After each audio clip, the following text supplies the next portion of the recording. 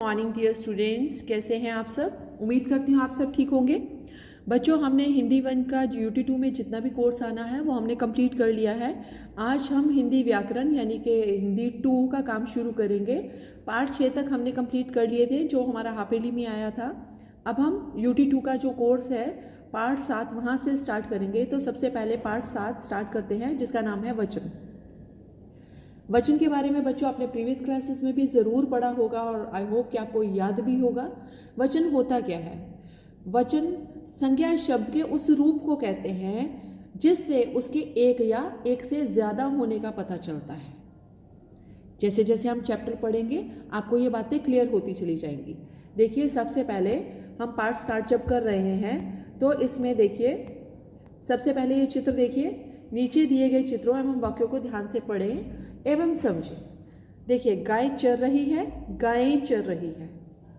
यहाँ पर एक गाय की बात हो रही है, यहाँ एक से ज़्यादा गायों की बात हो रही है। तो हमें क्या पता चलता है कि ये गिनती में एक है और ये गिनती में एक से अधिक है। तो यहाँ से पता चलता है कि संज्ञा के जिस रूप से हमें उसके एक या एक से ज़्यादा होने का पता चलता है तो उसको हम क्या बोलते हैं? वचन। एक और एग्जाम्पल देखते हैं। लड़की गा रही है, लड़कियां गा रही हैं। ठीक। अब देखो बच्चों, उपर्युक्त वाक्यों में गाय और लड़की शब्द एक के लिए और गायों और लड़कियों, गायें और लड़कियां शब्द एक से अधिक के लिए प्रयोग किया गया है। ठीक। तो यहां से हमें पता चलता है कि ये संज्ञा के रूप के बारे में बता रहे हैं, संज्ञा शब्दों के बारे में बता रहे हैं कि ये गिनती में कितने हैं। आगे बढ़ते हैं और क्लियर होगा। Next page number 55। बच्चों, उपयुक्त वाक्यों में गाय और लड़की शब्द एक के लिए एवं गायें और लड़कियां शब्द एक से अधिक के लिए प्रयोग किया गया है। वेरी ऑब्वियस, ये तो आपको पता चल गया है। तो इस प्रकार हम कह सकते हैं कि संज्ञा शब्द के जिस रूप से उसके एक या एक से अनेक होने का बोध हो, एक से अधिक होने का बोध हो, उसको हम क्या बोलते हैं? वचन। ठीक। संज्ञा क्या होती है ये हमने पहले भी पढ़ा हुआ है। मैं फिर आपको एक बार बता देती हूँ कि संज्ञा किसी भी व्यक्ति, किसी भी वस्तु या स्थान या भाव के नाम को संज्ञा कहते हैं। ठीक है। Naming words are called noun. English में इसकी डेफिनेशन ये है। चलिए आगे बढ़ते हैं। वचन के भेद। अब बात आती है कि वचन के भेद कितने हैं, ये कितनी तरह के होते हैं। सबसे पहले है वचन के, ये देखिए ग्राफ बना हुआ है इधर और इधर। इसके दो भेद हैं, एक वचन और बहुवचन। पढ़ेंगे एक वचन के बारे में जिसको हम इंग्लिश में सिंगुलर बोलते हैं। एक वचन नाम से ही क्लियर है, जब एक ही व्यक्ति या वस्तु का बोध कराने वाले शब्दों के रूप को क्या कहते हैं? एक वचन। जिन शब्दों से हमें ये पता चलता है कि वो किसी एक चीज के बारे में बता रहे हैं तो वो एक वचन है। जैसे देखिए, ये लड़का और पुस्तक इसका उदाहरण है। लड़का भी एक है और पुस्तक भी एक है, तो ये क्या हुआ? एक वचन। दूसरा भेद है इसका बहुवचन। ठीक। बहुवचन देखिए, एक से अधिक वस्तुओं, व्यक्तियों या वस्तुओं का बोध कराने वाले शब्दों के रूप को बहुवचन कहते हैं। देखिए, लड़के एक से ज्यादा हैं, पुस्तकें एक से अधिक हैं। तो जब हमने पढ़ा कि जब हमें एक चीज के बारे में पता चलता है तो वो होती है एक वचन, और जब कोई व्यक्ति या वस्तु एक से अधिक संख्या में होते हैं तो उसको हम क्या बोलते हैं? बहुवचन। आगे बढ़ते हैं। अब देखिए बच्चे, कई बार आप लोग कंफ्यूज हो जाते हो कि इसका बहुवचन कैसे बनेगा। तो यहाँ कुछ इसके रूल्स हैं, इसके कुछ नियम हैं जहाँ से आपको पता चलेगा कि ये हम कैसे बनाएंगे। हिंदी में एक वचन से बहुवचन बनाने के प्रमुख नियम इस प्रकार हैं। अब देखो, अ के स्थान पर ए लगाकर, अ के स्थान पर ए लगाकर देखिए, ये आपको समझाया गया है कि हर व्यंजन में कोई ना कोई स्वर होता है, जरूर होता है। हर व्यंजन में अस्वर रहता ही है, भले क, ख, च, प, स, म, द। हम कुछ भी बोलते हैं तो देखिए, बोल कर देखिए बाद में अ की ध्वनि आती है ना। अब हमने बोला आंख, ख, आंख, ख के बाद अ की ध्वनि आ रही है ना।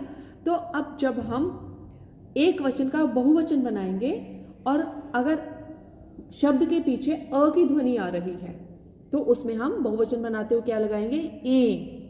ए की मात्रा लगाकर साथ लगाएंगे अनुस्वार। ठीक। जैसे आंख से हमने बनाया आंखें, रात, त में भी अ की ध्वनि आ रही है, रात, रातें, बात, बातें, पुस्तक, पुस्तकें। ठीक है बच्चों, ये तो हो गया हमारा एक नियम। अब दूसरा नियम पढ़ते हैं। आ के स्थान पर कौन सी मात्रा लगेगी? ए की। जैसे हमने पढ़ा कमरा, कमरा, रा, आ की ध्वनि आ रही है ना, आ की मात्रा के साथ एंड हो रहा है, तो कमरा से बनेगा कमरे, जाला से बहुवचन बनेगा जाले, घोड़ा, घोड़े, पंखा, पंखे। Got it? चलिए अब आगे बढ़ते हैं तीसरे वचन की तरफ। अब हम देखेंगे कि अगर किसी शब्द में आ लगा है, आ की मात्रा है, देखिए जैसे है माला, इसका बहुवचन बनाते हो हम क्या लिखेंगे? ए लगाएंगे। क्या लगाएंगे? ए। ठीक, जैसे है माला, तो माला का क्या बन गया?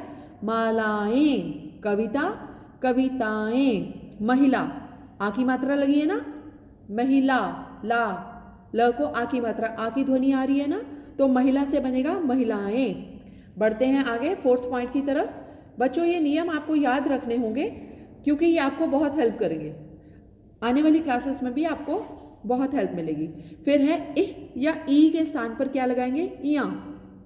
ठीक, छोटी या बड़ी के स्थान पर क्या लगाएंगे? इया। डजेंट मीन कि आप ई या ऐसे लगाएंगे।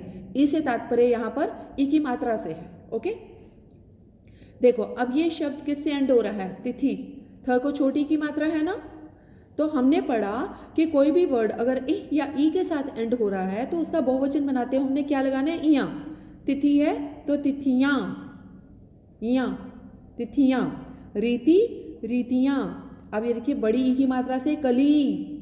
एक चीज आपको ध्यान में रखनी है बच्चों, जैसे कि अभी बताया कि जैसे बड़ी ई है तो बड़ी ई का भी शब्द जब हम बहुवचन में कन्वर्ट करेंगे तो मात्रा कौन सी लगेगी? छोटी ई की। कली, ल को बड़ी की मात्रा है, लेकिन जब हम इसका बहुवचन बनाएंगे तो ल को छोटी की मात्रा, इया, कलियां। रोटी से बनेगा रोटियां। तो आप इस तरह से इन मात्राओं का प्रयोग करेंगे। आई होप कि आपको ये इंटरेस्टिंग लग रहा होगा और समझ भी आ रहा होगा।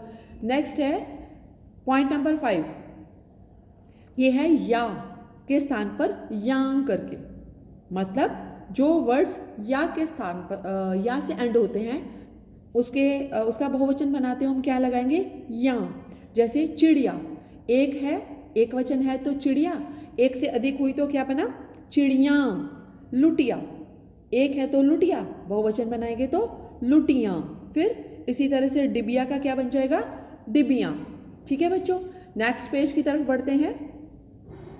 नेक्स्ट पेज में है 6 पॉइंट है इसका, उह या ऊ की मात्रा से। ठीक, बहु, छोटे ऊ की मात्रा है, उस पर क्या लगेगा? ए। कोई भी वर्ड अगर उह या ऊ के साथ एंड हो रहा है तो उसका बहुवचन बनाते हो हम क्या लगाएंगे? ए। ठीक है, बहु, बहुएं, वस्तु, वस्तुएं। Got it? Next point, last point है हमारा 7 पॉइंट, गण, वृंद, जन, वर्ग या दल आदि शब्द लगाकर। कुछ एक वचन जो है उनका जो बहुवचन बनाते हैं तो उनके साथ ये वाले शब्द लगते हैं। जैसे छात्र, छात्र एक है तो छात्र, बहुत है तो छात्रगण। गुरु, गुरुजन। विद्यार्थी, विद्यार्थी वर्ग। शिक्षक, शिक्षक वृंद। टिड्डी, टिड्डी दल। ठीक है बच्चों, अब आपको ये देखना है कि इस पार्ट से हमने क्या सीखा। बच्चों आपको ये जो नियम मैंने बताए हैं, 7 नियम बताए हैं, ये आपको याद करने हैं। अगर आप ये याद कर लोगे तो कभी भी आप एक वचन से बहुवचन बनाते हुए कभी भी गलती नहीं करोगे। ओके, देखिए अब आगे बढ़ते हैं। पार्ट से हमने क्या क्या सीखा जाने। क्या सीखा कि संज्ञा शब्द के जिस रूप से उसके एक या अनेक होने का बोध होता है उसे वचन कहते हैं। Got it? ये मैंने आपको पहले भी बताया। दूसरा हमने पढ़ा कि वचन के 2 भेद होते हैं। कौन कौन से? एक वचन और बहुवचन। फिर एक वचन क्या होता है? जैसे कि नाम से ही क्लियर है, जिन शब्दों से हमें किसी वस्तु का या व्यक्ति का एक होने का पता चलता है उसको हम क्या कहते हैं? एक वचन। और एक से ज़्यादा व्यक्तियों या वस्तुओं का बोध कराने वाले शब्दों के रूप को हम क्या बोलते हैं? बहुवचन। ठीक है बच्चों, आई होप कि आपको ये चैप्टर अच्छी तरह से समझ में आ गया होगा। हम नेक्स्ट क्लास में मिलते हैं। आप इस चैप्टर को बहुत अच्छी तरह से रीडिंग करिएगा। Till then